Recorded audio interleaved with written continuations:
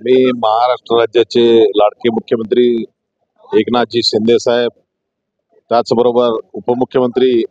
अजितदादा पवार, त्याचबरोबर दुसरे उपमुख्यमंत्री देवेंद्रजी फडणवीस साहेब, महाराष्ट्र राज्याचं मंत्रिमंडळ या सर्वांचे मनपूर्वक ऋण व्यक्त करतो की मुख्यमंत्री माझी लाडकी बहिणी योजना या महाराष्ट्रात त्यांनी चालू केली। दरमहा महिलांना आपल्या संसारासाठी म्हणून 1,500 रुपये देण्याचं या सरकारचं धोरण आहे।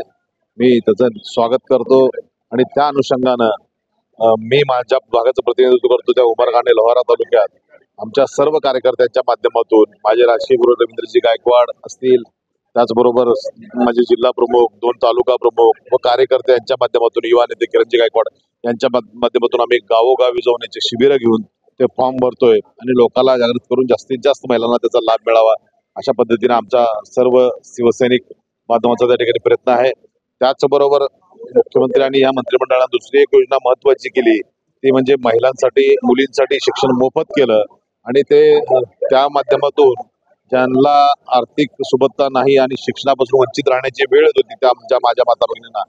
त्या माझ्या भगिनी या नंतरच्या कालखंडात चांगलं शिक्षण घेऊन भविष्य काळात त्यांच्या उपजीविकेसाठी म्हणून वेगवेगळ्या स्तरावरच्या नोकऱ्या संपादित करतील। इंजिनिअरिंग मेडिकल सारख्या सुद्धा विद्यार्थ्यांना ती सवलत दिलेली आहे, त्यामुळे निश्चितच भविष्य काळात महिला अग्रेसर असतील असं मला स्वतःचं मत आहे आणि या योजनेचा सर्वांनी लाभ घ्यावा ही या माध्यमातून विनंती करतो। तद्वतच महाराष्ट्र राज्याच्या मुख्यमंत्र्यांनी